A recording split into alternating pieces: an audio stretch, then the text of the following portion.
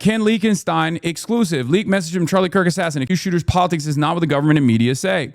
Hey guys, I have bad news for you all. It was me at UVU yesterday. Thus, Tyler Robinson messaged his friends on Discord, seemingly apologizing for murdering Charlie Kirk. I'm sorry for all of this.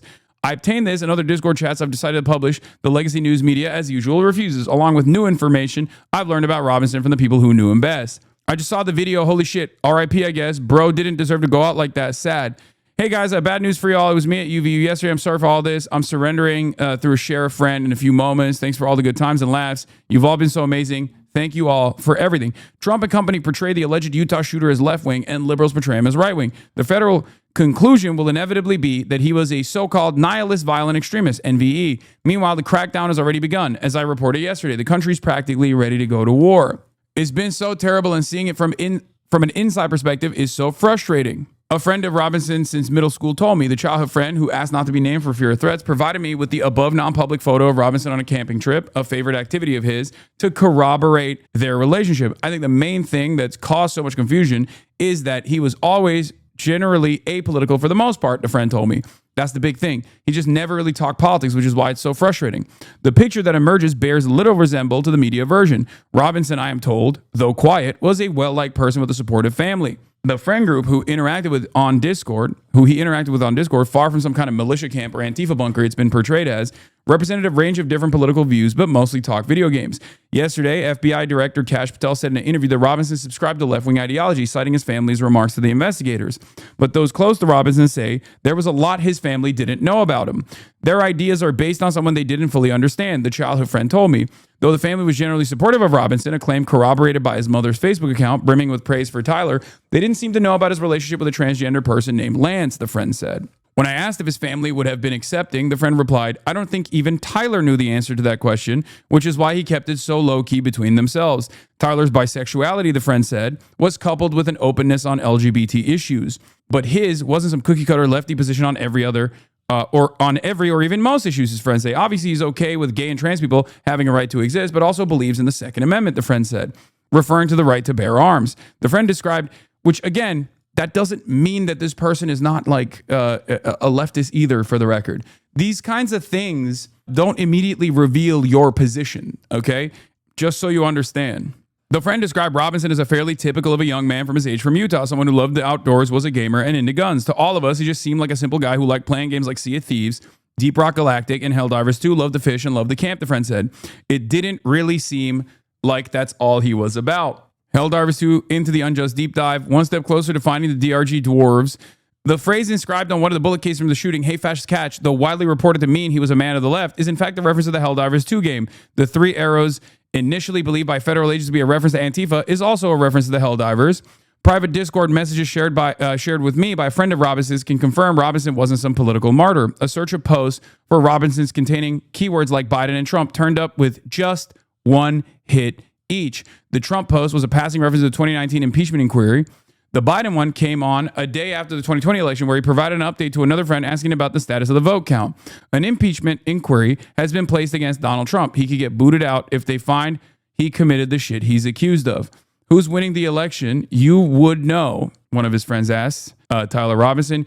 Biden is in the lead electoral votes-wise, but there are still some swing states that haven't finished voting, as well as most of the West Coast. Raw votes, Donald is in the lead by a little over 1 million votes. Who is probably going to win? He says, I'm not sure. When will we know? Not until pretty late, but we should have a pretty good idea by the end of the night, unless it's really close or something. He says, K. The childhood friend is a member of multiple Discord chats with Robinson. He described the group as trying to grapple with Robinson's motive, just like everyone else. Even the goodbye message he sent in one of our servers where Discord chats were hosted was so hard to believe. We all just thought, what a weird joke to make. Then the news came out and we were all calling each other saying, check the news. He said, yeah, I don't know what makes a person like him decide he's going to drive 260 miles upstate to shoot someone like Charlie Kirk, then come back like nothing happened. It leaves a lot of room for speculation and theories, which is why I think they're so rampant. Part of the confusion he attributes to Tyler's quiet nature. He was a really smart guy, but super hard to read, stone cold poker face, and you could always never be confident assuming anything. When I asked if he opened up to anyone, the friend replied, as far as we knew, he was opened up. What does that even mean? Despite his verbal reticence, Robinson was not a loner, according to his friends. Unlike the stereotypical outcast shooter driven to violence. Oh, they're saying he was opened up. Like that's all they knew. They thought they knew him. He was apparently amiable and well-liked.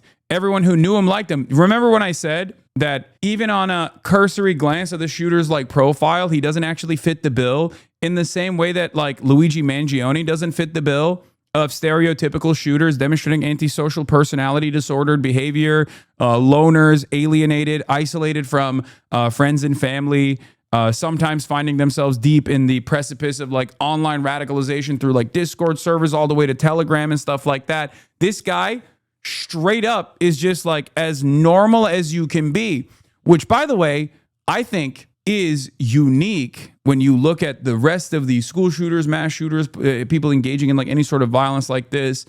And I think that's reflective of the times changing. Like it's more so, yes, as the chatter says, an indictment on the state of affairs. You got weirdos doing violence. Obviously, there are things that we can legislate to try and limit the amount of ultra violence that we experience on a daily basis. But when you got like a radical, centrist, apolitical guy with a bright future ahead, all of a sudden when they're doing stuff like this, and if it's like even with Luigi as well, like people who are well liked, people who have a social life, all of a sudden when that happens, like that is interesting. Anyway, regardless of the horrible actions that took place, we must take this moment to remember that God is a living and loving God who loves all his children. A Discord post from another friend posted the day after the shooting reads, while Charlie Kirk's politics were not acceptable to some, I asked that we all say a prayer for him and his family during these confusing times. If this was like an Antifa Discord server and the way that these guys were presenting it, they'd be like, F you, God isn't real. There'd be like 8 people in there yelling about how even you invoking the name of God triggers me because I'm an atheist. And then they would like all yell at the person. They'd be like, we need a new splinter Discord group away from these freaks. I think this is a pattern with white cis shooters lately. Middle class experience hardship realizes it's affecting their marginalized friends most, and not being able to process it is the IRL version of just found out about racism. That shit sucks. I mean, there's not really any other evidence of this. This is the first of its kind. I wouldn't even say that that's the same with like Luigi Mangione, because Luigi Mangione obviously was like impacted, harmed by the privatization of healthcare. He was impacted personally.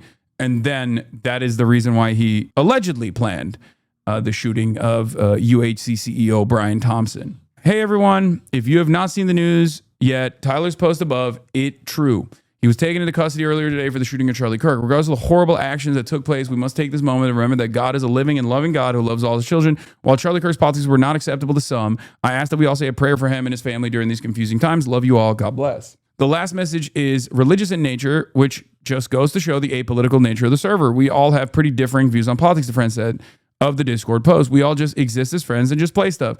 Cat memes, weather updates, home improvement, and the odd Garfield reference populate Robinson's post.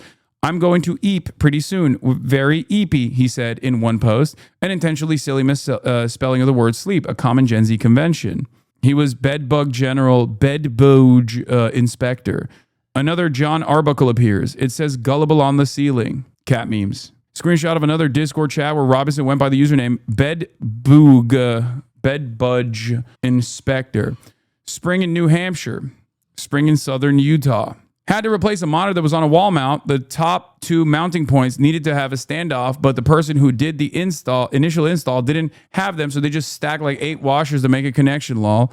I know the feeling. The federal government, the Washington crowd, and corporate media based in Washington and New York see the country in wholly partisan terms. Republican versus Democrat, red versus blue, old media versus social media, liberal versus conservative, right versus left, straight versus gay, and on and on. Charlie Kirk's assassination in Utah should remind us of the actual diversity of the nation and of the cost of polarization that demonizes the other side. No one in Robinson's group is cheering or justifying the murder in any of the messages I reviewed. They're just struggling to understand what their friend did. But Washington has become obsessed with the Discord chat, convinced it's some kind of headquarters for the murder and cauldron of radicalization and conspiracy. Today, FBI Director Patel vowed to investigate anyone and everyone in that Discord chat. Yeah, this is also another unfortunate byproduct of having like extremely offline boomers or online boomers that are online in the worst ways possible because they like their only understanding is like Facebook posts or whatever, trying to investigate this.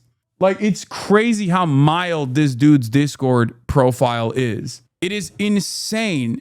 I cannot comprehend it. Like, unless he was living a double life as like some kind of political radical, like the act that he took, the act that he engaged in is so radical that when you look at his fucking Discord profile, it gives me whiplash. Like, this is the most like normal guy that did such an abnormal thing. What I see is a bunch of young people shocked, horrified, and searching for answers like the rest of the country.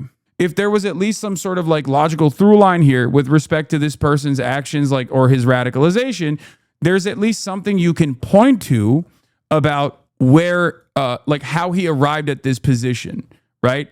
How he arrived at this position.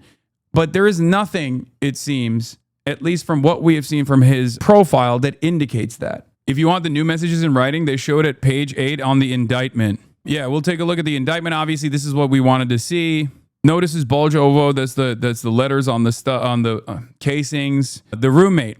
Police interviewed Robinson's roommate, a biological male who was involved in a romantic relationship with Robinson. The roommate told police that the roommate received messages from Robinson about the shooting and provided those messages to police. I suspect that, I mean, this is the girlfriend who is trans. That's the reason why they're saying a biological male. This is also another one of those problems with like not correctly classifying things for political purposes that make it a little bit confusing. So you have to like read between the lines, I assume. What's the evidence this person is trans? Other people have stated this. Like, they look through the person's Reddit profile. Like, they were in a lot of DIY HRT subreddits, things of that nature. I don't think things you would do unless you were.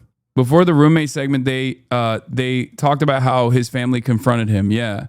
Robinson's mother stated the following to the police. On September 11th, the day after the shooting, Robinson's mother saw the photo of the shooter in the news and thought the shooter looked like her son. Robinson's mother called her son and asked him where he was. He said he was home. He was at home sick, and that he had also been at home sick on September 10th. Robinson's mother expressed concern to her father. The suspected shooter looked like Robinson. Robinson's father agreed.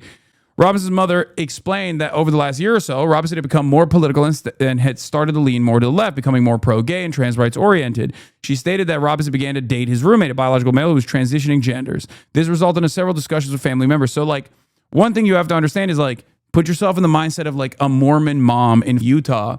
From their perspective, like, Tyler Robinson became woke, okay? All of a sudden. They think, like, he got radicalized into being woke, which is, again, a fairly normal position to be like, yeah, I don't, you know, I think it's fine. I'm pro-gay and pro-trans rights. Like, it doesn't matter to me. It's not that big of a fucking deal. Like, the reason why that's being presented as woke is because the right want to make the most normal position that one can have, which is to not just like have unlimited hatred in your heart for trans and gay people.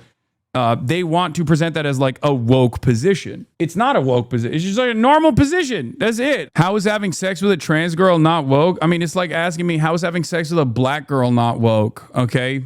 Depending on which family you're talking about, they could consider that to be woke. Okay. That's my point. Do you not understand? There are mad chasers that are right-wing as well. Alex Jones is a fucking chaser. Nick Fuentes is a chaser. What are we talking about? There's hella fucking right-wing people that are chasers too. So it doesn't even like give you a consistent ideological profile in that regard. Also, this is Gen Z. Mad Gen Z is gay, bisexual, pansexual, whatever the fuck, okay? So from that standard, even the most right-wing motherfuckers on the Gen Z side are woke, okay? But they're not. This goes back to the insane standard that I was applying here, though. Okay, yeah, I get called woke for dating a white person as a Muslim, Lamau. Robinson mentioned that Charlie Kirk would be, pro-gay, dated. She stated that Robinson began to date his roommate, a biological male who was transitioning genders. Now, this doesn't make a lot of sense because, like, it seems like Tyler Robinson was also sheltering their family from this information. This resulted in several discussions with family members, but especially between Robinson and his father, who have very different political views. In one conversation before the shooting, Robinson mentioned that Charlie Kirk would be holding an event at UVU, which Robinson said was a stupid venue for the event. Robinson accused Kirk of spreading hate. Robinson's father reported that when his wife showed him the surveillance image of the suspected shooter in the news, he agreed that it looked like their son. He also believed that the rifle the police suspected the shooter used matched a rifle that was given to his son as a gift. As a result, Robinson's father contacted his son and asked him to send a photo of the rifle. However, Robinson did not respond. However, Robinson's father spoke on the phone with Robinson, and Robinson implied that he planned to take his own life. Robinson's parents were able to convince him to meet at their home. As they discussed the situation, Robinson implied that he was the shooter and stated that he couldn't go to jail and just wanted to end it. When asked why he did it, Robinson explained there's too much evil and the guy Charlie Kirk spreads too much hate. They talked about Robinson turning himself in and convinced Robinson to speak with a family friend who was a retired deputy sheriff. At Robinson's father's request, the family friend met with Robinson and his parents and convinced Robinson to turn himself in.